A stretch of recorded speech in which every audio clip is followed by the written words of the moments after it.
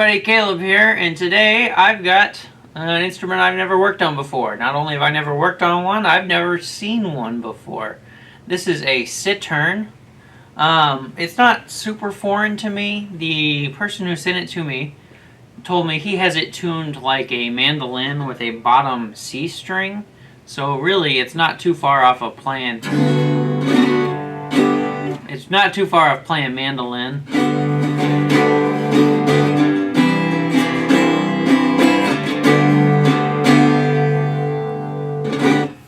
So this is in for a couple of things. It needs a good setup. It's a cheaper instrument, and it's got just like one or two issues, and then just some things to make sure it's playing really good. I'll go ahead and set her down, and we can get started looking at this thing. So I've got it set down here, and I thought I'd show you one of the first things, and really the reason that this was sent to me is right here. The nut has been worked on a time or two and has got some extra grooves in it. I've been asked to go ahead and just probably replace that. I'm going to take a real good look at it and make sure, because if it's too high, I can maybe work out the old grooves and just make it work, but it really doesn't look like it is. It probably just needs a new nut. That's not a huge thing. You know, nuts take a little while to do, but it shouldn't be that big of a deal.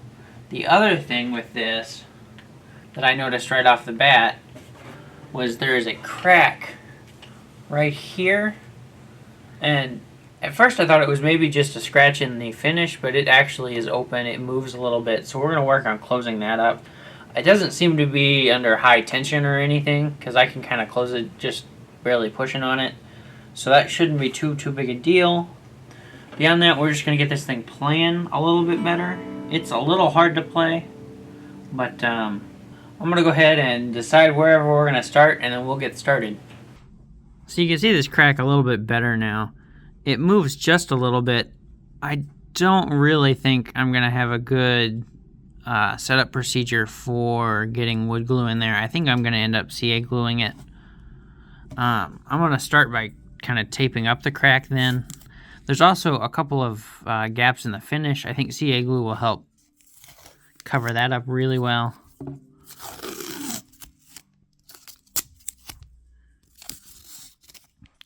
So I'm going to try to tape basically as close to this crack as I can.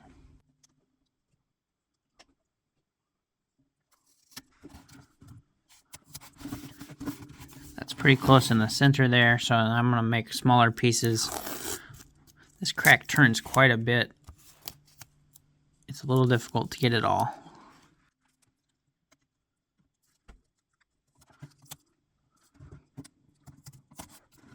You can bend this tape quite a bit. It will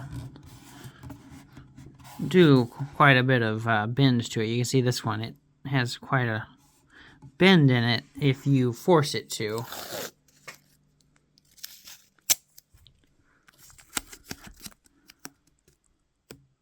Top's a little harder to do because I have a harder time seeing it without the tape being in the way.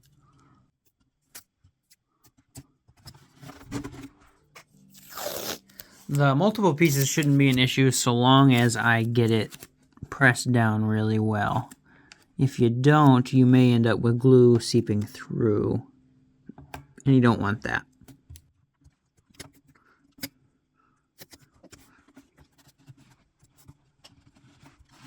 I actually think that's probably pretty good. There's a couple of gaps I might try to cover up, but I'm going to do some, fine adjustments, and then we'll start to glue this thing up. So I think I'm all set up to do this. I've got a pipette and my super thin super glue. And I'm just going to run a bead along this crack.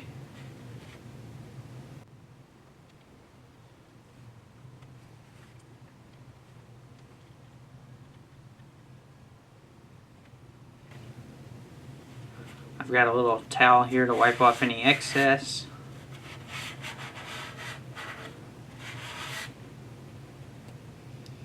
I'm sure this is going to take more than one application, so I'm going to basically just do it again.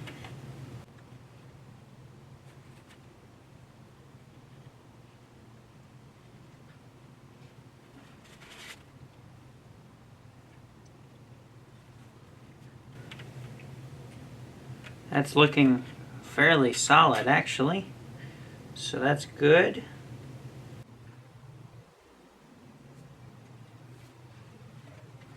I'm going to give this a light spritz with the accelerator just to be sure. I don't want to get too much on the finish, so I'll hold it a little ways away.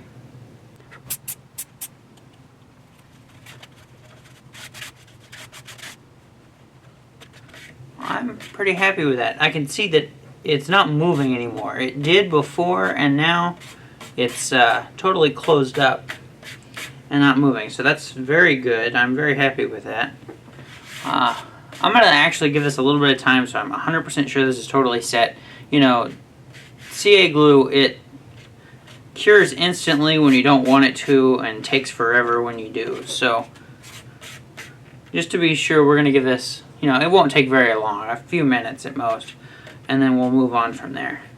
So I'm very certain that the glue is set now. I'm taking a razor blade with some tape on it and scraping off that super glue. That tape does two things. It protects the finish I don't want to scrape, and it also works to raise that blade up so I'm not going to run into the finish where I am scraping. So I can take this basically all the way down to the thickness of the tape above the finish. So really there's not a whole lot left at that point. I can say that it doesn't really sound the best, but it is looking a lot better the closer I get to being level.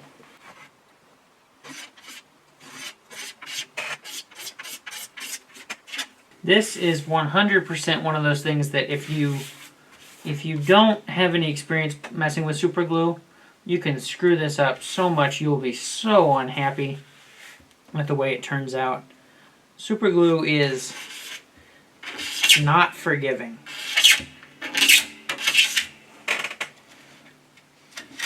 It will take every chance it can to make you unhappy. We're getting a lot closer. I'm going to go ahead and finish this up. After I do finish this up, we will start working on doing a little light buffing to make sure it all blends together. If I need some finish, I'm not opposed to putting a little bit on, but hopefully I won't need any. So I'll go ahead and get this finished up and then bring you back once we start doing some light buffing. Alright, so now I am starting to sand this a little bit. I've got some 600 on a block. It is wet. I'm doing wet 600 just to kind of even everything out. And it's looking really good. I think I am going to need just a little bit of finish touch-up, which is not a huge deal. The question is whether I will go airbrush it on or just use a paintbrush, both of which are really pretty easy. That's looking like 1,000 times better than it did, and I know that crack is solid. But I think I need a little bit of finish on there in one or two spots. So I think I'll probably get the airbrush and just airbrush it on, and then we'll be going to do some light sanding again to buff it out, get it polished up, and that'll be looking perfect. So I've taken this outside and I've masked this up so I can spray a little bit more finish on this. There were a couple spots where it actually needed a little bit of color, so I've done that as well, but now we're going to seal it all up with some instrument lacquer.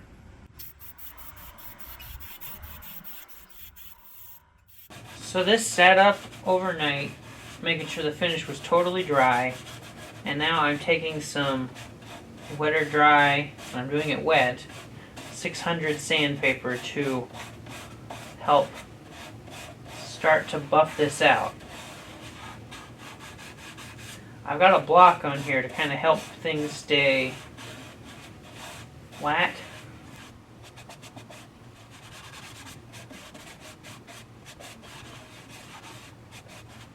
It's looking pretty good, really. And I'm going to feather this out to the areas that I didn't exactly spray on, but just to make sure that it's all about the same. But I'm not really noticing any more, any lips, any rough spots. that's actually looking very good. What I think I'll do now is take some 1200 and wet sand with some 1200, and I'll work up a couple more grits just to make sure I'm really starting to buff this out. And then we can work on polishing it, and I'll end up polishing the whole thing. But I'll grab some higher grit now, and we'll wet sand to higher grit. There is a very light amount of soap in my warm water. It helps to lubricate everything and keep it smooth. Something to remember as you're moving up through the grits when you're fixing a fill or a small spot is you have to really be thinking about the blend. So like as you move up, you'll probably have to blend a little bit more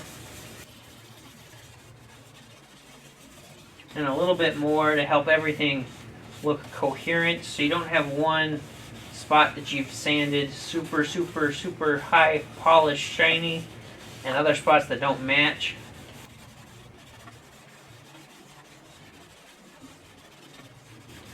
I'm just about done here, I think, before we go to the buffing wheel. So I'll go ahead and finish this up. We'll go to the buffing, well, I'll go ahead and finish sanding here, and then I'm going to end up taking the strings off of here so I can polish the whole body. But that'll be shortly after I finish sanding this. So because these string gauges are so unfamiliar to me, I'm going to try and save all of these strings. So I'm just going to loosen them.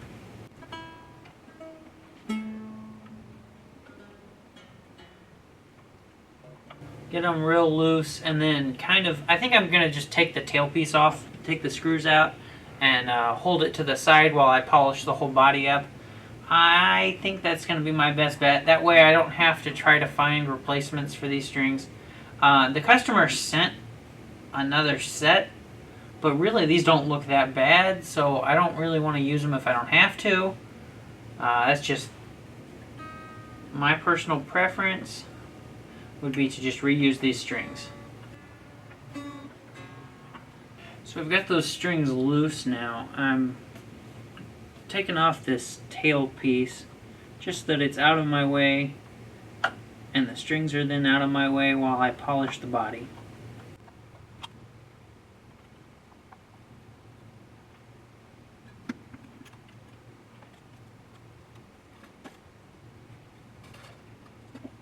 I was wondering if that bridge was attached by any means, and it's not, and so it's loose. That's good. So I'll set that aside as well. And now we can see we've got this whole body easily polishable now. And that's what I'll get set up to do. I'm gonna maybe wipe this down with something moist real quick because there's a bit of like dust or dirt, so we'll just do a quick clean on this, and then I'll take this over to the buffing wheel and buff the whole thing out. So I have gone ahead and polished the body now. I'm starting to take a look at the frets. Level wise they're really good. They could use a little polishing, but what I really noticed was the ends. They're not necessarily sharp, but they're not beveled over very well in this way. So I've got my fret dressing file out, and this is a little thing that I think helps a lot when you're moving your hand up and down the fingerboard. So I'm just doing it. It doesn't take a whole lot of time.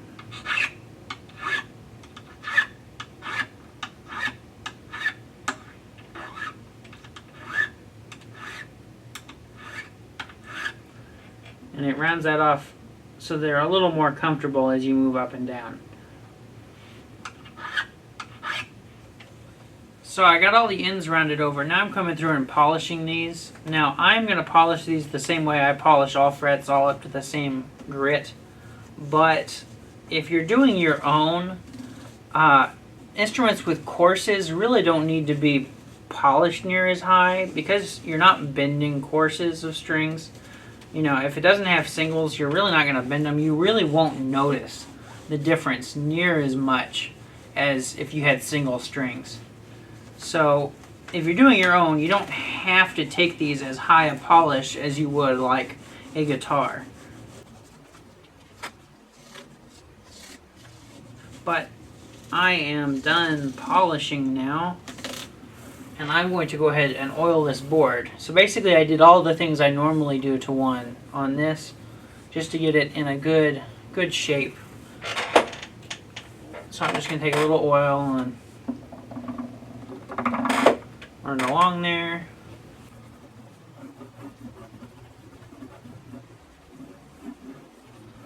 Just using my fingers to rub it in. I think that generally works best. And since it's food safe, I'm not worried about getting it on my fingers.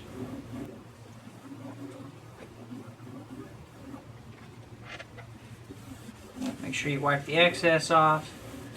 And that's looking really good.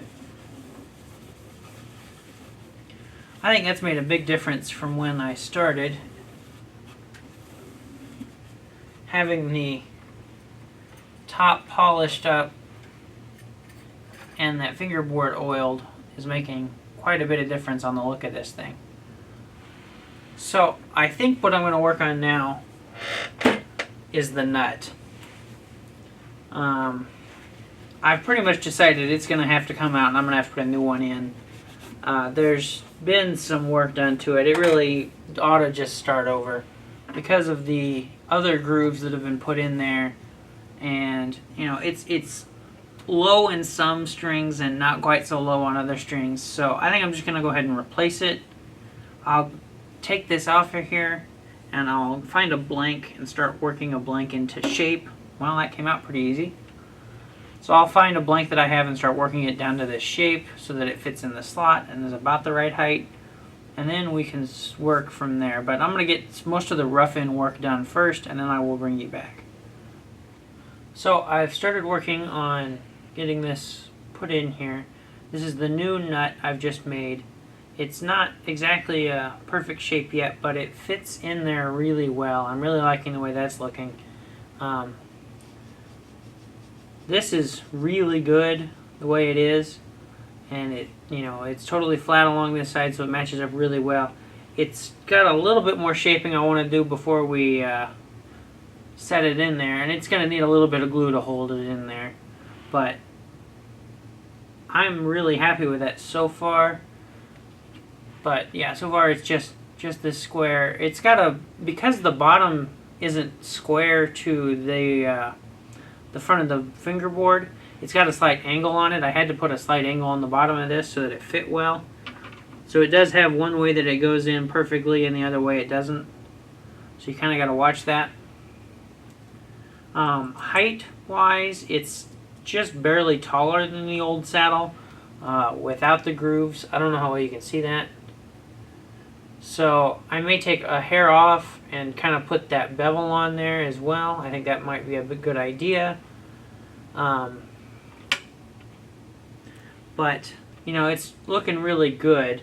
My piece of advice is to have something flat with some sandpaper on it to help you do your shaping when you're coming, and doing this by hand, because it just helps to kind of break corners.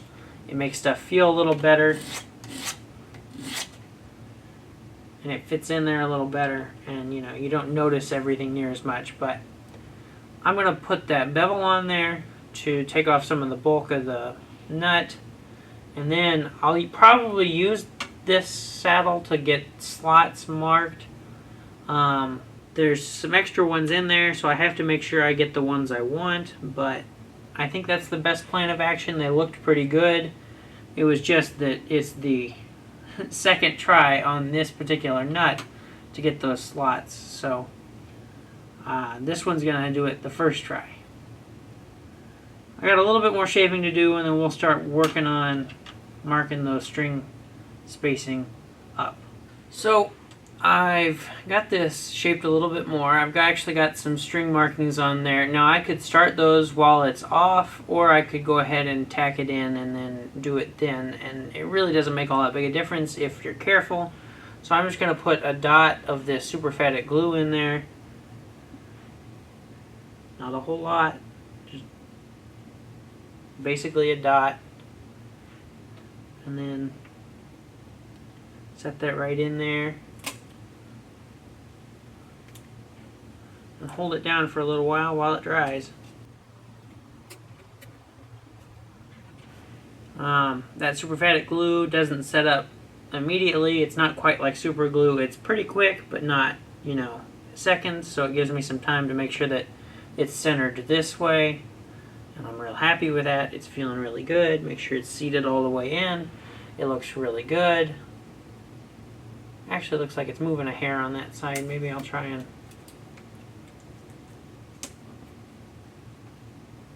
That looks better.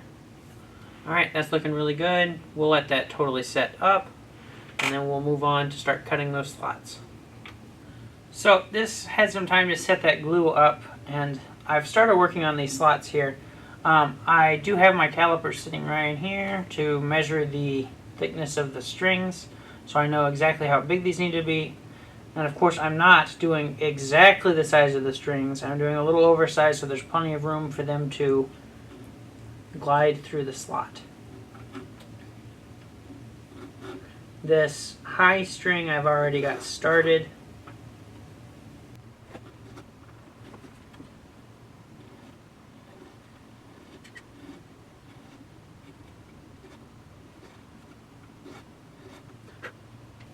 So now we can start on the next one.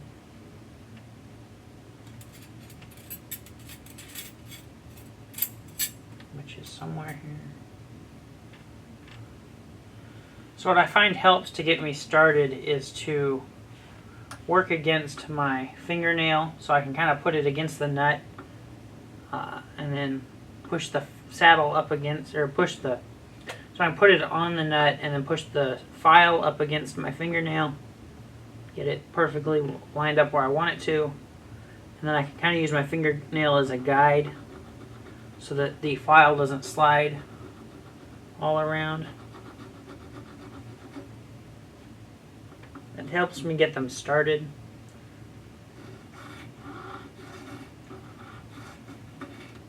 The other thing to remember when you're doing this is I've drawn these lines on here and they're pretty much straight, but really the only part that needs to be on that line is where it leaves this side of the nut. On this side, it really needs to be pointed at wherever it's going. That helps the strings move through that nut a lot easier.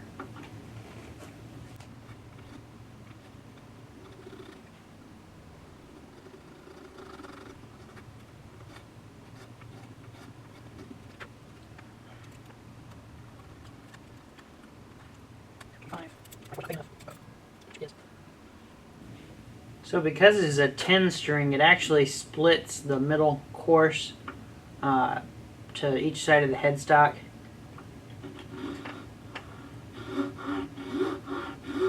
So there's 5 on one side and 5 on the other. So that middle string has to, that middle course is the one that has to split.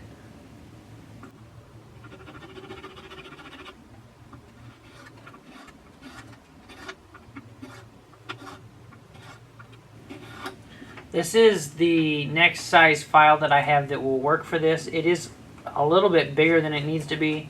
The problem I have is the next smaller file I have is too small, which really doesn't worry me too much, especially on this string, because this is the one with the most angle to it. So it really needs, you know, a little more room to make sure it's not binding in the nut. You really, really don't want that, and it happens a lot.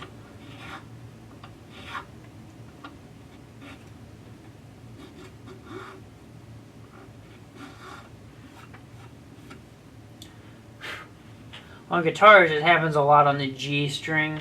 I find that that's the one that binds probably the most, because a lot of the time people will carve them straight and it has to make such an angle to get to the top that it ends up kind of getting caught in that nut.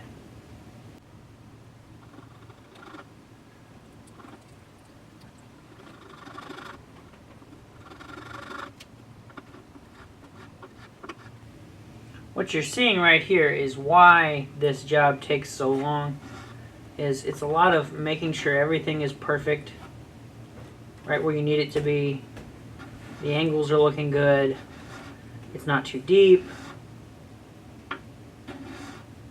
Making any fine adjustments that need to be made.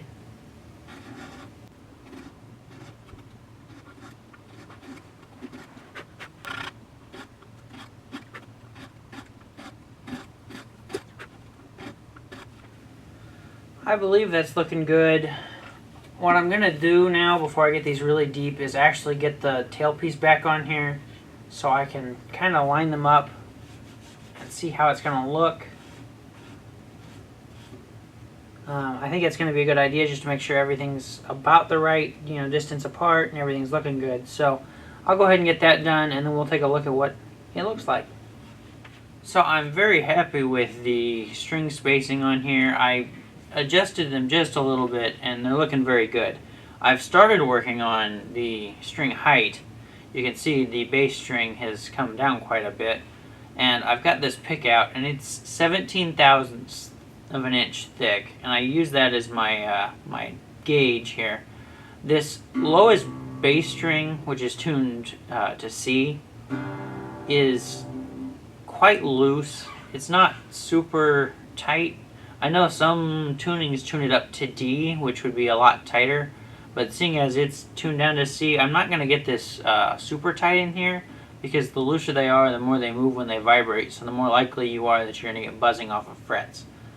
So I'm actually pretty happy with the way this one is right now. You can hear it hits that pick, and I'm pretty happy with that.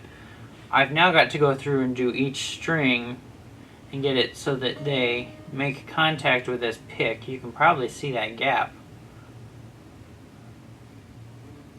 It's pretty large for that G string, so I'm just going to keep moving along and dropping these strings down, making sure the nut's not too high, the grooves aren't too deep, that you're going to have binding issues. So this is where all the time is in making a new nut. You gotta loosen the strings, and you really gotta keep them up the pitch, because the headstock will bend. The angle changes as you add or remove tension. So we loosen those up, we take them out of the grooves, and then we start to lower them down.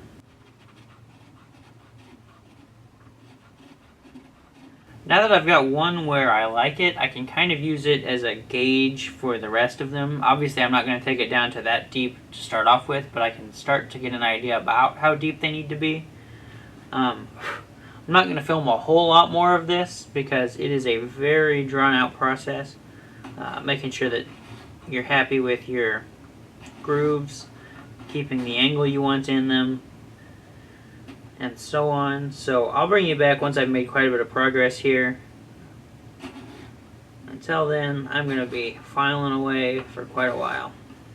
So I think we're just about finished up here now. I've got the nut height set very well.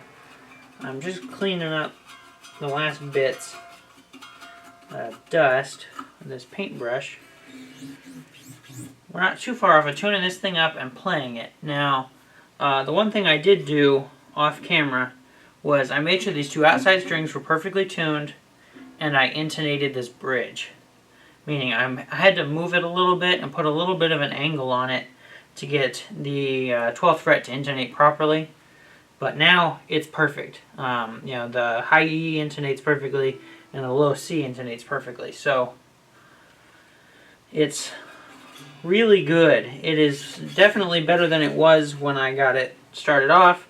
Now the string height overall is pretty good. It's got a little bit of a bow in this neck, and I am fairly certain there is no adjustment. So it is what it is. The height at the first fret is basically perfect. I left it a little bit looser than I usually do. Usually I have a little bit tighter of a tolerance, but because of the tuning difference on this thing, I decided that it made more sense to kind of take a middle ground. You know, the string height back here is very good. It's kind of in here that I notice it's a little higher than I would put it, but I don't believe this has an adjustable truss rod of any kind, so I know the customer doesn't want to get in that far to try to fix that small amount. So it is far, far better than it was. I believe we are finally ready to tune this thing up and play it. So I'll get set up to do that and we'll send this thing on its way. Well, I think we got this thing in really good playing shape. You know, it's a vast improvement from when it came in. The frets are polished better, the frets feel a little better. The nut looks way, way better than it did. And really, it sounds pretty good. It plays a lot better, which I think is the big improvement here. So now I guess I'll play it a little.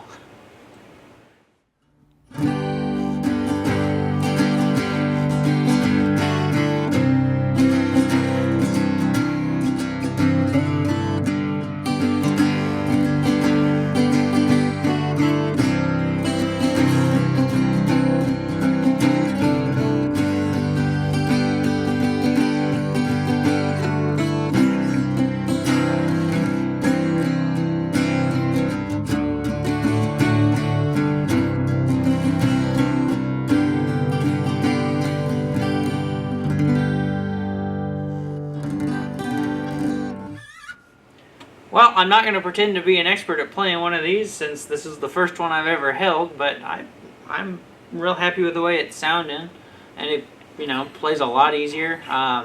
We did good work to this, I think. I'm sure the customer will be happy with it, so now I can get this thing sent back on its way.